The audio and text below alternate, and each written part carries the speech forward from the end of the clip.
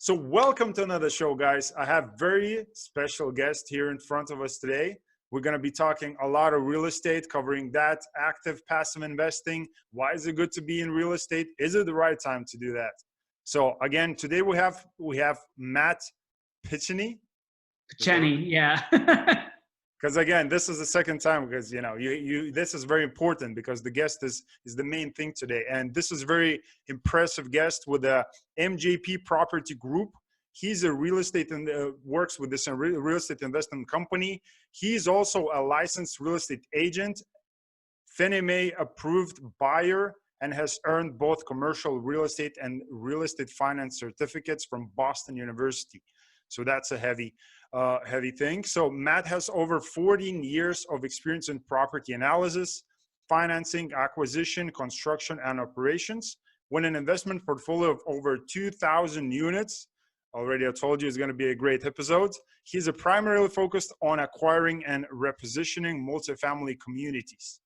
So again, the continue is just going to go and go. I'm going to include the full bio, in the bottom. It's definitely worth reading because he worked with a lot of great companies and just accomplished a lot of great things. And I'm just very grateful to have you today, Matt. So I really appreciate it. Oh, thank you. It's my pleasure to be on the show. Thank you. Thank you. So again, maybe we can jump right in because people are just very excited to probably get to know you more. That's why they tuned into this episode, just to kind of explore, like how did you started this journey into real estate investment and what did it take for you to get there? Great. Yeah. I mean, how it all started, I think I'm trying to think back. The way that everything started for me was I used to be work in the digital marketing world. I lived in New York City. I had originally been an actor, and that's a whole other thing we could talk about at some point in time. But I was working in digital marketing, and I had an opportunity to work on do some moonlighting, do a moonlighting project, or as people are calling it nowadays, like a side hustle, right? And so I had the opportunity to build a website for someone I had worked with in the past. And so I had done that. It was a pretty robust site, so I had a little bit of money, and I didn't want to just put it in the stock market. I had a number of things that I had invested in, like 401k and things like that in the stock market. And I was like, oh, I want to invest a little bit differently with this little chunk of money. And I ended up buying some land in a community in Northwest Connecticut. I lived in New York City at the time, so it was about 2 hours away. And eventually, over time, I got to a point where I actually decided to build a house there. And so, I mean, it was almost an acre of property with trees on it. I mean, it was totally undeveloped. So we had to go ahead and cut down the trees and dig and pour a foundation and build a house. And my initial thought on that was really that this was going to be a vacation home for me, like a country home, because I lived in Manhattan. And so it was nice to be able to get out of the city. But also that I'd be able to defray the cost of that by maybe renting it out here and there. And what ended up happening was I rented it out a lot, like a lot. I thought maybe I'd be able to rent it a little over the summer. It ended up being rented the entire first summer, and then that whole winter. I didn't even realize that there would be a big winter market because it's right next to a little mountain where little kids learn how to ski. So while it's not like a ski resort, like a destination kind of thing that people would go to, it's actually probably the closest mountain to New York City. So a lot of people from New York City would want to go there, when they have children, I would say between the ages of 3 and 10, who want to learn how to ski. So that was really the way that I first started to get involved with rental real estate. I had done a couple of primary home purchases prior to that, or primary residences. I lived in New York City, where you can't really buy necessarily like a house, but co-ops and condos. I had done that. And I learned a ton from that experience. I learned a lot about just the construction because we had done everything from soup to nuts. But I also learned a lot about different concepts, like for accounting and like depreciation and what is depreciation and kind of like how does all of that stuff work. I never was trained in that. So I got a lot of experience doing that. And that was, my first entry into investment real estate. Yeah, yeah. So that was the first entry. So what was Yeah. the second entry? So from there, I moved on and I started flipping some properties. And those things, most of them would go okay. I lost money on some. The way that I was able to get a lot of these properties, they were in situations where you weren't able to do an inspection. So you could kind of get a visual look at it, maybe peeking through the windows, but you didn't really get to go through with an inspector. I wouldn't recommend that people do that, but I did that, and I got bit from that a couple of times. I mean, there are things that you don't know about that may be lurking behind walls that are costly to fix. Bad plumbing, bad wiring, things of that nature, or mold, all those types of things can really end up costing a lot to fix or remediate. So that was that was some interesting times. And then I eventually came upon multifamily investments, and I had always wanted to go bigger. But for me, I thought I needed to, have some rich uncle that I didn't know about die and leave me millions of dollars, or there was really no way for me to get involved in the large multifamily. I didn't have a heck of a lot of money. I did well for myself in my career, but to have tens of millions of dollars, it was not where I was. But I came upon a thing called syndication, which I'm sure most of your viewers have heard about at this point, but I'm going back, for 6, 7, 8 years ago. I didn't know what it was. And for anyone who doesn't know, syndication is where a bunch of investors can work together and pool their money and their resources together to take down an asset that they wouldn't normally be able to take down on their own. So it's about a group of people coming together to be able to do bigger things than they can do on their own. So I started to get involved in syndication, and I started getting involved from a passive perspective where I would invest in people's deals. And I still do that quite often, actually. But I've also gotten to a point now where sometimes I'm the person putting the deal together. And traditionally that person's called a sponsor or a general partner. And that person has a lot of roles and responsibilities they do a lot of work. So you get compensated for all of that work that you're doing. As well as I also obviously invest my own money in all of in all the deals, even the ones that I'm sponsoring. I'm an investor first and foremost. So you mentioned in my intro that I have over 2,000 units now. It's not 2,000 units that I own 100% by myself.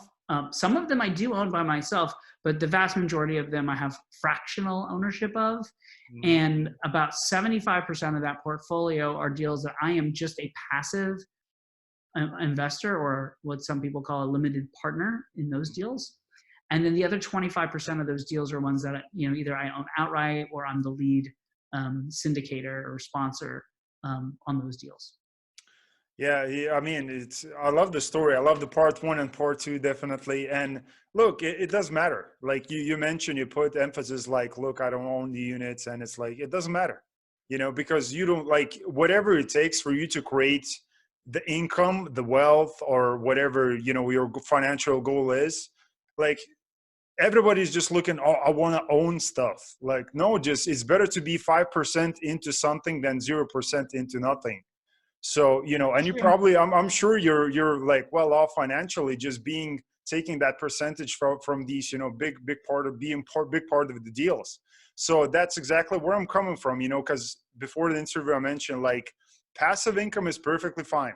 Now multifamily syndication particularly, I see a lot of people starting like every day, even now, where markets are very shaky, I would say, with all the viruses and stock markets, and what's going to happen next. Everybody's already expecting for a downturn, right? But people Yeah. are still starting because they think like, I need to own stuff. Like, no, you know, so it doesn't make sense. If you can be part of the deals, just like exactly what Matt is, exactly what he does, just do that.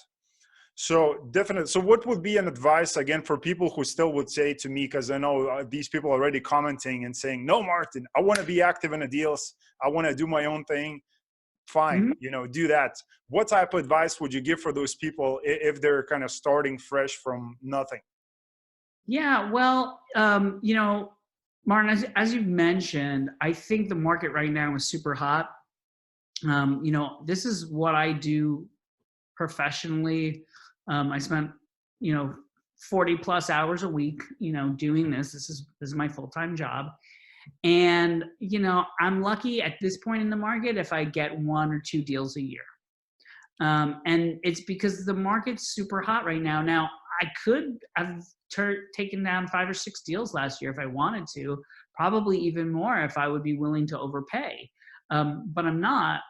You know, I have an obligation to my investors and also to myself to not get into bad deals. And so, one of the things that I think is driving up the market is that there are so many people who want to get involved Mhm. and don't necessarily have the training in the background to be getting involved at an active level. And so, you know, I think it's really important that people get some sort of background experience and preferably training. Yeah. Um, you know, I joined one of these mentorship groups. You have to be very careful if you're going to do that. They're very expensive. Most of them are very expensive. Um, I looked at it as well. You mentioned earlier that I have these 2 certificates from Boston University, and that took me 3 years to acquire. It's not a quick thing, and they were in person. It wasn't like an online kind of situation, but the things that I learned from there are the things that I had already learned, like from my mentorship group that I was in. I did learn a lot from Boston University. I'm not downplaying it. In Boston University, a lot of the courses I were taking on was like new construction, new development, retail, industrial, office space. So I didn't know anything or very little about those before taking those classes. So I learned a ton. But the classes that were based on multifamily, I didn't really learn anything, and just because I knew it and was already, you know, a practitioner in that space. And the reason why I'm bringing that up is, you know, while these groups can cost tens of thousands of dollars, depending on what you're joining and at what level, so can college. And this is like going to, you know, I mean, it's like kind of like it's an education in a business, and it's important to know and understand your business that you're getting involved in. And now, again, you have to be extremely careful with what mentor you're going with, and you need to vet this, because I think there's a lot of people out there that are sort of charlatans and are selling a bill of goods that are not good. Got it. So Um, can we stop on that a little bit, you know, for the people, sure. again, they would love to ask that question because it rings Yeah. in my head. Like how do you how do you vet those type of people? What's the process? Yeah. Um, that's a good question. And I mean, I can tell you what I did. I looked online and tried to Google people online to see if anything came up, like, God forbid, you know, the person's been convicted of fraud or something, like, you know, to make sure that like nothing bad really comes up about them. You know, reviews can be a little different because some people get upset about some little thing and write a bad review, and Hmm. that. But if there's hundreds of negative reviews, well, you know, that's something to know. There's But a sign there, yeah. for me, I ended up getting to meet a lot of people who are involved in my mentors program, and a lot of them were actually successful. Uh, and just because there was so many that I met, people at different levels with different backgrounds that were having different, you know, varying degrees of success. Not that like everyone was a rock star. I got a level of comfort there. I still was literally sweating when I wrote that first check for the large mentorship thing, because I don't think I've ever written a single check besides maybe the purchase of a home, you know, for a thing before. But it was definitely worth it. I mean, getting a mentor can help, collapse timelines, and you can get a lot further, a lot faster, and you can avoid a lot of mistakes that you would make on your own. I mean, my first multifamily deal that I took down, with the exception of a duplex that I had owned, was 132 units, $10 million deal. I don't know a lot of people who do not have like a mentor or some sort of group that they've joined who can jump from 2 units to 132 units. Yeah. It's a big jump. It is a big jump. Yeah. So come on, So I think education, I don't think that's the only, I don't think you have to. I mean, there's plenty of people who are successful who never joined a mentorship group. Yeah. But getting education through listening or watching podcasts like this one, like the many others that are out there, reading books and getting yourself educated is super important.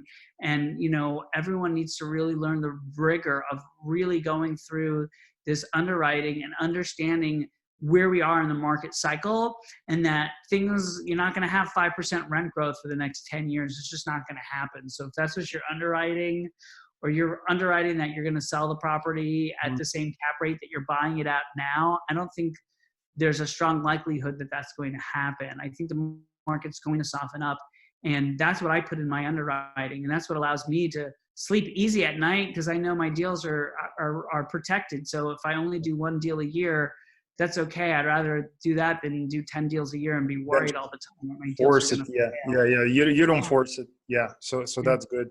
And again, maybe we can cover due diligence and, underwriting and raising capital in a great detail. No, I'm just joking, because again, this is for that's my point, because, that's why I love having people just like yourself on a episodes just like this one. And I enjoy listening, and I think, and I don't think I know audience enjoys as well, because it's all about hearing the story, and story is more impactful than talking about underwriting and like how do you raise capital like that. That's why, I show you this book. Like, that's why these books are for.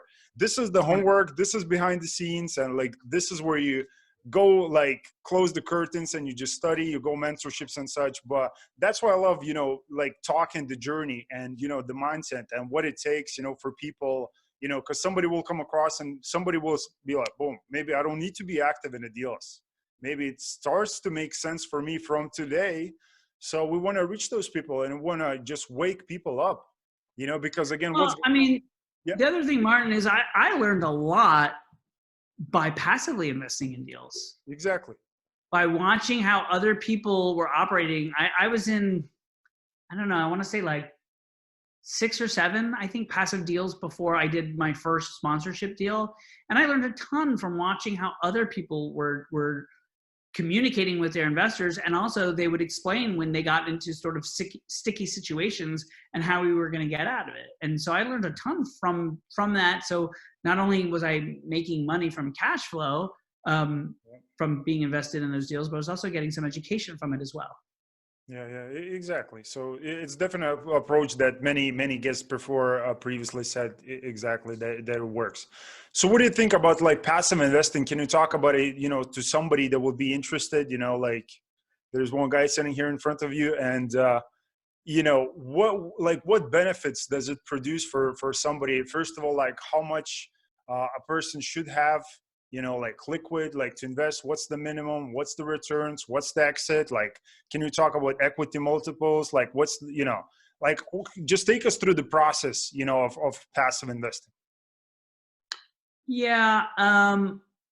Sure. I can talk about it sort of in generality. Exactly. Yeah. It doesn't have to be obviously.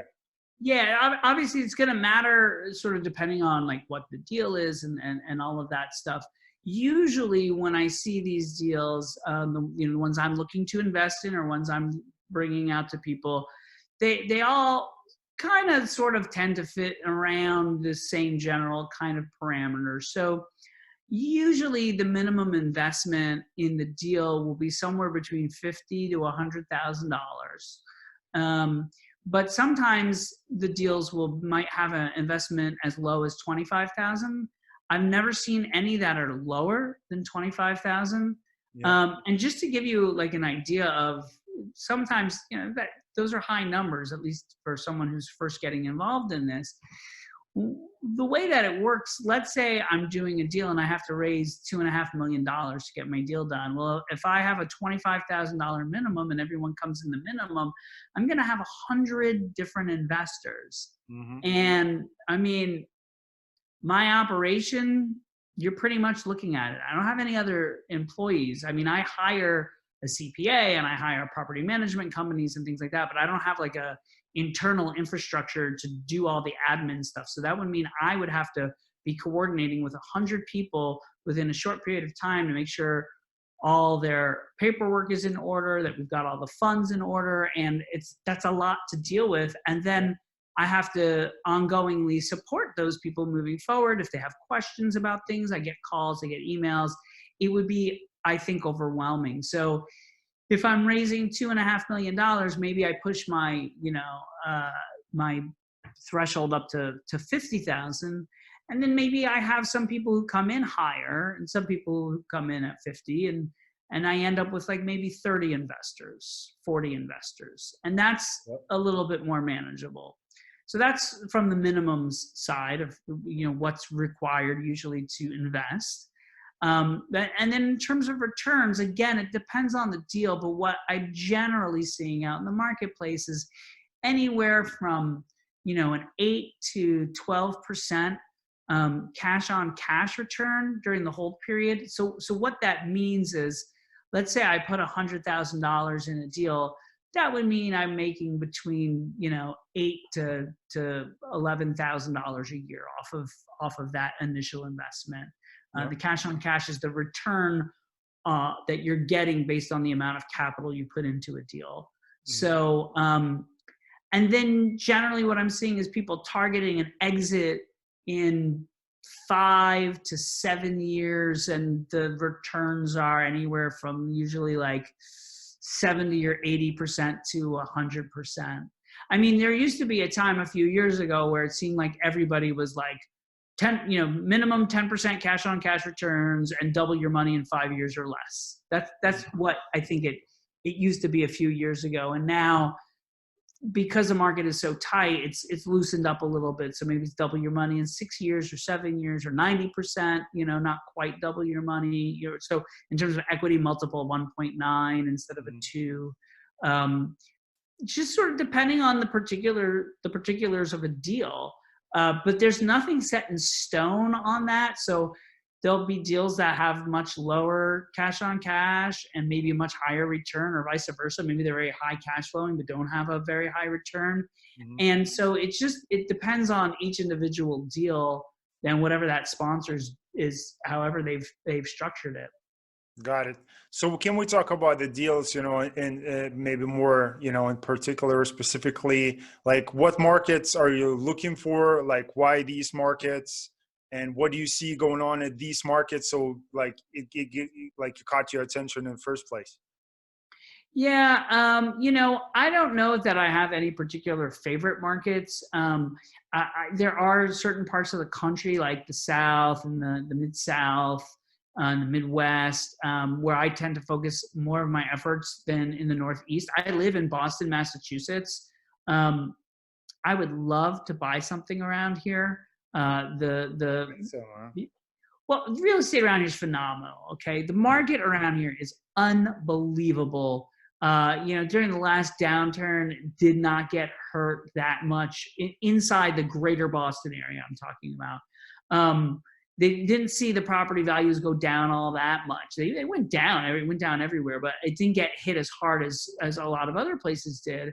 And I think it's because there's so many different diverse economies around here, and diverse, workforce and people and interests, and it makes the greater Boston area fantastic. And I think it is an amazing place to invest if you're looking to for wealth preservation. So if you have, $1 million that you really want to just park somewhere and you know that it's going to be in really good shape, like for long term, I think Boston is should definitely be on your consideration set. I mean, I think it's And is it going to perfect. be, is it going to be based like, is the cash on cash is going to be higher, like, or are we going to just No, no, no. You're going to get very little cash on cash around here, and I don't think your capital is going to grow. Yeah. So that's why I don't invest here. I've been working on some new development projects, which are completely different around here. But in terms of looking for growing your capital and growing your wealth, I don't think the Northeast is the best place to be right now. I think being in places like the South, and so that's where a lot of my investments are not around here. Although I just wanted to be clear that like the Boston market is a good, strong market. It just depends on what your goals are. Yeah. And so that being said, I think you want to look at markets where you're seeing population growth, and that is usually driven by employment, right? So you want to see places where employers are going. I mean, look at Nashville as an example.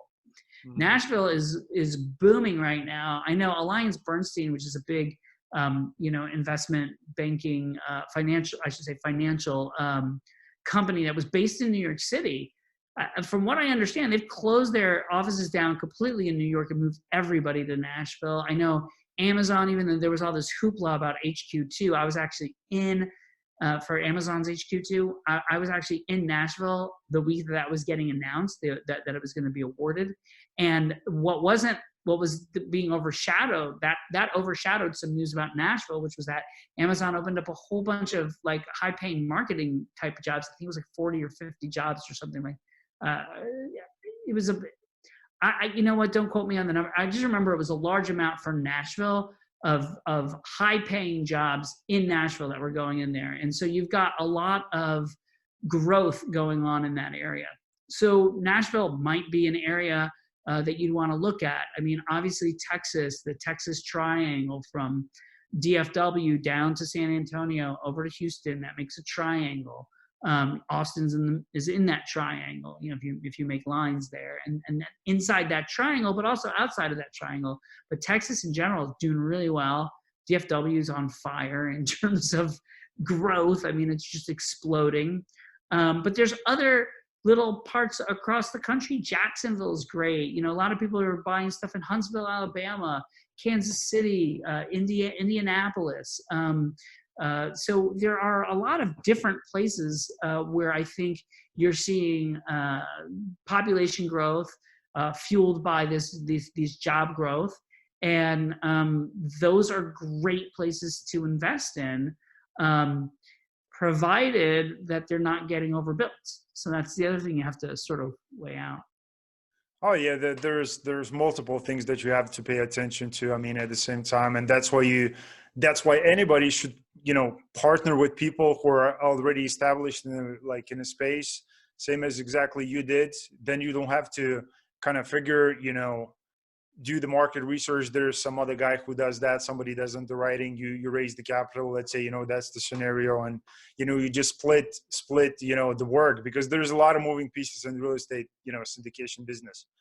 So the one thing I would caution you on, or your viewers on, and something that you said, is in terms of divvying up that work, which is great.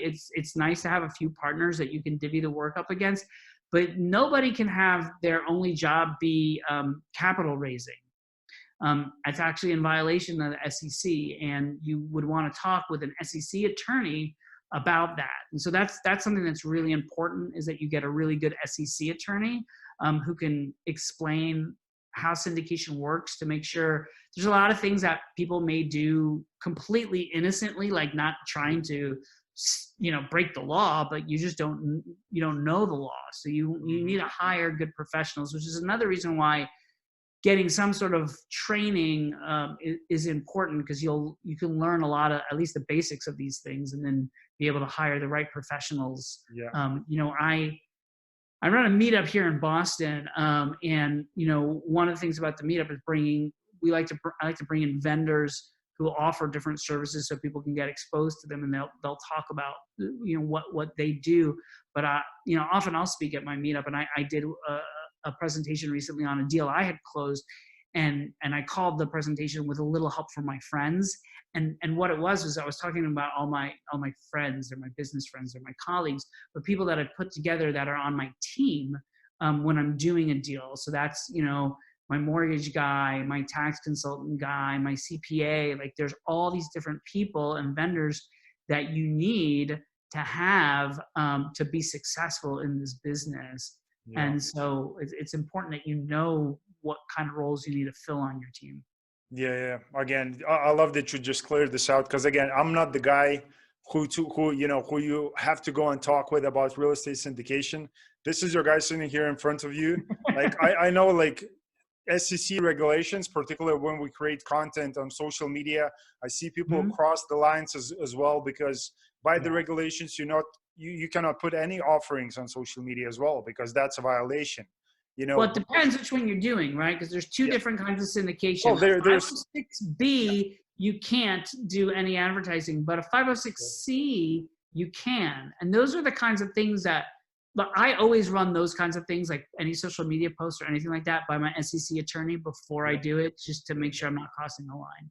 Exactly, because people, they're just looking to get more attention, and that's where they make those shortcuts again. And that's coming back. That's probably the people that you mentioned, the ones who are overpaying.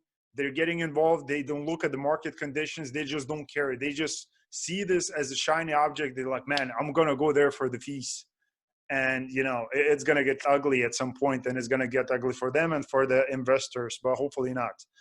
So, what do you recommend, like, for people? I don't know, you mentioned, self-development, and I would love to go maybe deeper again, just before we transition to self-development. Like, what would be the reason, because you already know the reason, for you to go and invest and build this, real estate business and the wealth and the money? Like, what's the why behind the why kind of thing? Oh, my why? Yeah. People ask me that question sometimes. They say, what's your why? And I hold up my phone. And I'm not going to do it right now because it's the internet and everything, but I have on the phone a picture of my two girls. And that's my why. My why is my family, my wife, and I have two little girls, and it's all about them as far as I'm concerned.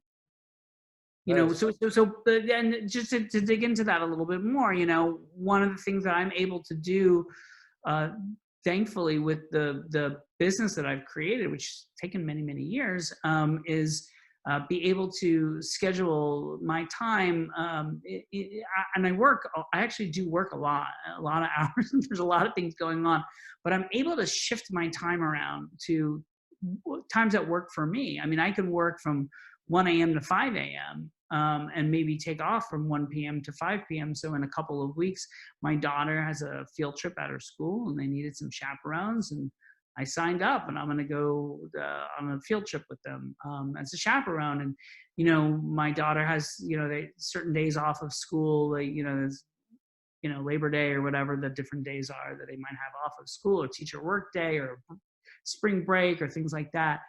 I have the ability to not have to work on those days, and be able to spend time with my family, and that's really important to me.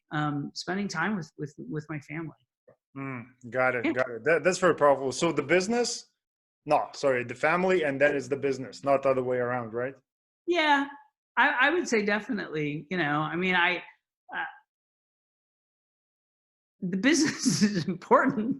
Yeah. It's not to the detriment of my business. But family is important. Family first, always. And like I'm saying, with the, I can do stuff with my kids are sleeping. I can work at night. It's not a problem. If I need to spend the day with my child, because they're little kids too. They get sick sometimes. So I got a sick kid. I got to stay home with the kid and take care of them and make sure they're all right. What will be the ultimate success? Again, having this business right now, the level of success that you achieve currently, what the ultimate success would look like for you and your family? I think I'm pretty much there right now. I'm at a point now. I've got a, where I'm feeling good financially. I'm continuing to grow that. I'm not driving around a Maserati or anything like that, but I'm also not worried about, like, how am I going to pay my electric bill, right? So I feel like I'm in a good financial position right now. And I'm doing something that I really enjoy doing, right? So being involved in real estate, I tend to help people who are looking to create passive income, and also I've been helping people who are looking to be active, doing some help on that side of things as well, which is very personally rewarding. I had people help me out when I first started, and doing deals and helping generate passive income for people who have the same sort of goals, who don't necessarily want to, you know, maybe they don't want to be a full-time real estate syndicator, but hey, look, you know, to get we didn't even get into the tax benefits of the passive investing, but with the real estate, the depreciation is incredible, which is you have a whole nother show just about that. Yeah. But you know, I've got friends that are, you know, that are have some income coming in that they can use for vacations, or they can put away for their kids' college, or whatever they want to do with that. That's like extra money for them. That's better than anything they would have gotten on Wall Street, and it's not correlated to Wall Street. So, you know, I would never tell anyone don't invest in the stock market. I don't put a lot of eggs in that basket because I just don't understand it. Things go, it's weird. Like earnings are great and stocks go down, or earnings are great and the stocks go up. And it's like, I don't seem to really be able to find a rhyme or reason for a lot of these things. But I would never tell people not to invest in that. But I do think it's wise to diversify your portfolio and invest in actual, real, tangible assets, not paper assets, but an actual like physical building. I think there's some advantages to investing in those types of assets. Well, I think you're downsizing by saying some advantages. You know, it's definitely a lot. You can build whatever your goal is financially, or you know, like money is just a tool at the end of the day. Like it helps you to have the lifestyle that you enjoy with your families. You can have a quality time, like go do shopping, or just, you know, go on trips with your family, and that's what it does. That's all it is, you know. And you get paid by providing value to some other people and just doing a good service. So, you know, you mentioned, again, I would love to talk about that, because I think, you know, like you've been in Boston University, it's a big deal. I mean, Boston University is well-known university all over the world, right? So, you know, what do you think, like how many people from that, they just finished whatever they finished on, they continue with their lives, and some of them work, you know, some were Boston Starbucks, some of them just, you know, doing whatever, staying in moms, and, you know, like, so I see like people just focusing on that. I think, you know, people are changing a little bit, and they're seeing the, you know, the impact that personal development gives instead of, you know, going to university. I'm not saying you shouldn't, but, you know, I don't know, like maybe you can give an example. Let's say, how do you imagine your daughters like raising? Are you gonna take them through university, or are you gonna raise them from a business standpoint? Because again, you see the differences, and again, you're probably leaning towards more of the business, because again, as you said, you know, having these certificates from Boston University, it helped. But you know, if I'll probably ask you the same question after we stop recording, maybe your answer would be different. But you probably learned the same stuff while you were working in a real estate business. No, my answer is going to be the same whether you're recording or not. But so uh, so I didn't delve into my whole background, but you should know I graduated high school. I went to a year of community college in Orlando, Florida, where I grew up. I then moved to New York City, where I went to a musical theater conservatory. I was there for 2 years. I graduated from that conservatory, but I did not graduate college at that time. I didn't have a 4-year degree. I then pursued a career in theater for 5 years. Then I had my own business doing digital marketing for several years, and then was working in-house at Showtime. And that's when I went back to college. This is still in New York City. And I ended up getting my BFA in theater because of the 2 years from the conservatory that I had attended. So I got a BFA in musical theater from the New School in New York City. Boston University, I just moved to Boston about 2.5 years ago. Between 2.5 to 3 years ago. And as soon as I moved here, that's when I started the curriculum at Boston University for 3 reasons. Number one, to meet other real estate professionals in the industry in Boston. Number two, to learn about Boston through learning about the real estate, because all the teachers here are doing deals in Boston, and they're all professionals here in Boston. And then number three, to fill in any gaps in knowledge that I might have, which was mainly on, I thought there might be some on the multifamily, there really wasn't, but definitely learned a lot when it comes to retail, industrial, office space, and new development. So Boston University was a certificate program. And if you look at the educational history that I just gave, I think it would be far from a traditional, go to high school, go to college for 4 years, and then maybe take a year or two off, maybe go to a graduate program or maybe not. I didn't do that. In terms of what I'm going to do with my children, I think it's going to really be dependent upon them. They're very young right now. So we have a long ways to go. I don't necessarily think that a 4-year college is the right thing for everybody. We'll see where things are. I've got, I don't know, like 13 years, I guess, until my first kid's going to college. So the world can change a lot between now and then. I would think that if one of my daughters said to me that they really wanted to be involved in the real estate business, that and that they wanted to work with me and learn, that may be a possibility. I'm also just cognizant of the fact, and I am not like Bill Gates or Warren Buffett. I'm not anywhere, not even close to that, but I'm just looking at those from examples. And I don't even know, I said Bill Gates, but I'm not even sure about Bill. I know that Warren Buffett, like, he's not leaving a lot of money for his children. I think he's leaving enough so that they'll never be like on the street destitute, right? But I think that the feeling and the thought there, besides being a philanthropist and giving money to good causes, is that I think part of the theory is just like, if you create this generational wealth without like your kids can become like lazy and not learn and not, so I'm always cognizant of that. I don't think I ever want to like just give my girls everything so that they never have to work and don't learn like the value of $1 and things like that. I mean, I grew up from it was okay, but I wasn't like, I didn't grow up wealthy. At 15 years old, I started working part-time at a car wash. And then when I was 16, I started working still part-time, but to be able to afford to buy a car that I had. It's not like my parents bought me it. Like, I had to like go get a job and work and make car payments. And I certainly learned the value of $1 and working for my money. Nothing was ever handed to me. So I think that's important for people to learn that value. You just nailed it. It's because this day and age, again, you've seen it because you had a digital, marketing business previously, right?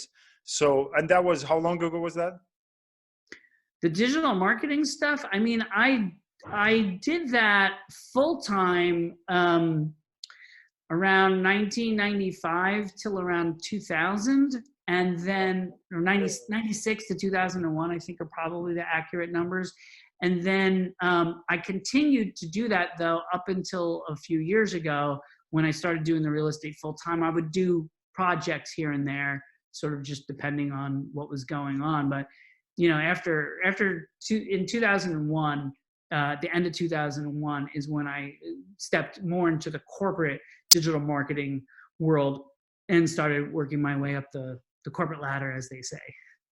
That is awesome. That is very interesting. And the reason I ask, because again, that was you started very early in the cycle when it's just all kind of fresh, new, because people now got used to this thing right here. Again, coming back to being, like having the feeling of like, I'm inherited, like you're supposed to leave me something. Like, man, you're so lazy because of this right now. You cannot move your, butt like 2 feet from you. So Yeah. like it's gonna become a problem. Like, and that's why I'm saying like, like people have to know how to work, because what you said, you just gave a story at 15 years old, washing cars, like it's work, man. Because I started working very young as well, and I understood like I need to make money, I need to do things. Like when you buy your own stuff, it's different when you just go and ask, oh, like, mommy, give me a few dollars. It doesn't make sense, like work ethic. And people, I think it's a dying thing. It's because everybody now just looks through the social media lens. Because again, I work through, like, I have a company, and I see like young people just looking through that lens and just seeing all the like, ads that floating like on Instagram or whatever platform. And they just like see these people traveling the world, working on a computer, like having the business and the freedom, the life. And they look at it like, man, I don't need to work. I don't need the work ethic. It's a wrong perspective that people are having. And I'm very happy that you cleared this out, saying you need to go and wash some cars, man. You need to go and hustle, or whatever the word previously used before. So people. Yeah, I don't know if I'm going to make my girls work at a car wash. I hated that job. But I do think something like some way of sort of teaching them a work ethic, and that might be doing some work for me, right? Like filing, or doing chores around the house to get an allowance. Just the kind of sort of basic things where you can just teach people how money doesn't just come to you unless you invest it passively, and then it does just come to you. But teaching them sort of that the value of a dollar, and how the whole how work works. Exactly. Yeah, I just want to like short story, and you probably know like Donald Trump, like love him or hate him. Like I'm not like gonna be talking politics, but look, his father was in real estate. He got involved into real estate, and now people look at him. He's crazy all over the place. He's like rough and like angry, whatever people say. Look, the guy was like back in whatever the time, 1980s, like long, like 20 years ago, 30 years ago, he was knocking like in New York on doors and saying, give me my money, give me my rent. I mean, that's how a guy got to where he is right now, because again, he hustled, and look at this children right now, like they're involved part of the business and such. So I mean, through that, through the work and hustle and showing your children like what it takes to go to the levels that you are on, I think some great beautiful flowers can bloom from that, and it's going to continue generations from that. So again, before we wrap up, I would love to touch one subject, because I think it's very dear kind of to my heart, and a lot of people are getting more involved. It's kind of relates to the university thing and personal development. Again, I don't know if you're a big reader. Like I show you one book, I probably got a few more, but that's it. So what books would you recommend for people? It could be real estate based, 3 business books, personal development, or real estate. 3 books for people to go and grab. 3 books. Sure. Yeah. Okay. The One Thing, right? Gary Keller's book, The One Thing. That's a good book. Okay. I just started reading The E-Myth for real estate investors. I've heard it's really good. I don't know. I haven't read it, but I hear it's really good. Wow. The E-Myth for real estate investors. Interesting. And then a buddy of mine who's an investor had me read the Tony Robbins book, Unshakable. And that was interesting. Not really. So I'm not a Tony Robbins guy. Like I've never been to any of his events. My friend has. He's a big Tony Robbins guy. You don't like jumping up and down, or what's the? No, I don't have anything against it. I just haven't gone to one. But I know what it's kind of like about, and so I was reading this book expecting kind of like the Tony Robbins jumping up and down thing, and the book's broken into 3 sections, and the first 2 sections there's like nothing, and I was kind of like, what is, like, I didn't understand. It was more of an analytical book breaking down kind of how financial advisors work and stuff like that. It's eye-opening. It's really interesting read. Mm-hmm. But then I got to part 3, and then it was like the Tony Robbins rah-rah, kind of like the whole, it was like about the mentality of Danger State. It was cool. It was cool. It was an interesting book. So that one I think is good too. So those are 3 books that I might recommend somebody check out. Yeah. Awesome, awesome. You know, it's interesting because you didn't mention Robert Kiyosaki, Rich Dad Poor Dad. That's Because everybody. everybody, I'm telling you, everybody who's watching this podcast has already read that They one. already read that one. Yeah, Oh exactly. yeah, yeah. I Great. think so. I run a meetup, but I speak often at different meetups and things. And Yeah. whenever I bring it up, so when I tell I have like a whole presentation where I tell my story of like how I got to where I am, whatever. And one of the slides is a picture of Rich Dad Poor Dad, and I always say like, okay, and this familiar smile and nod heading always comes over the crowd, and then I say, who here read the Purple Book? And like 95% of the hands go up. And even when Wow. it's a non-real estate crowd, I mean, it's just anybody who's Yeah. interested in sort of that passive cash flow stuff, they've all read that book. So I'm sure, I'd be shocked if anyone watching this podcast or listening to it hasn't read it. And if you haven't, check it out. Robert Kiyosaki, Rich Dad Poor Dad, fantastic book. I mean, changed Fantastic. my life, totally changed my mindset 100%. Cash Flow Quadrant did it for me. Oh, Cash Flow Quadrant, it's a good Yeah, one. I got Cash that Flow one too. Quadrant. I read it. I was like, employee, self-employed, business, investor, and I was like, man, it makes total sense. How do I get there? How do I get to the right side? Because I want to be right. I don't want to be left behind, like with the crumbs and all of that. So definitely great book. So, I appreciate you, tuning in today and just, telling the story. Because again, that's what I love. I got a couple lessons which are good, again, just for people to remind themselves the work ethic, the reasons, coming back to the reasons why you're doing the business. And it could be just, again, simple and beautiful as just the family members, because people think in Porsche and a jet.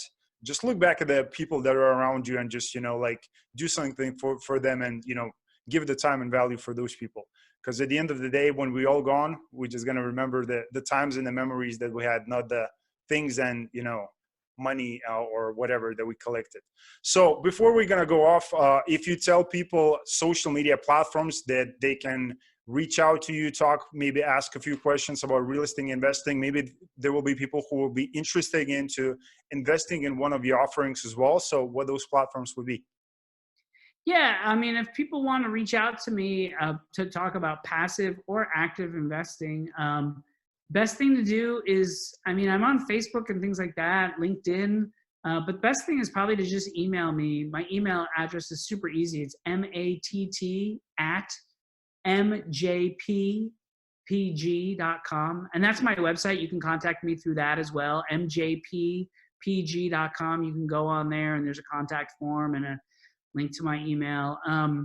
And you can sign up for this newsletter that I send out once a quarter. So yeah, I love talking with people about real estate, people with 0 units or people with 1 million units. So feel free to reach out.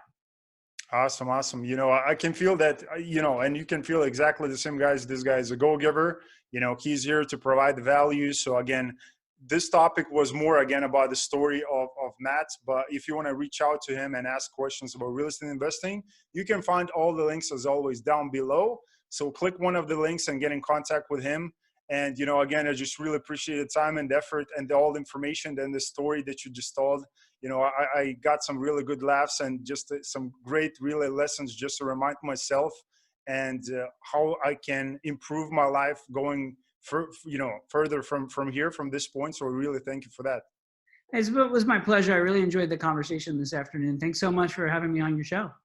Thank you. So again, guys, if you enjoyed the show, you already know what to do. Click the subscribe button, click the like. So actually that was supposed to be something like that, but you're smart guys. So subscribe, like to this video if you enjoyed it. The same, share it with the friends, with the people that are close to you, so they can learn how to invest into real estate, how to have the right mindset, and how to be on this beautiful journey today with Matt Picheny. So I appreciate you today, and I'm going to see you on the next episode. Thanks, you guys.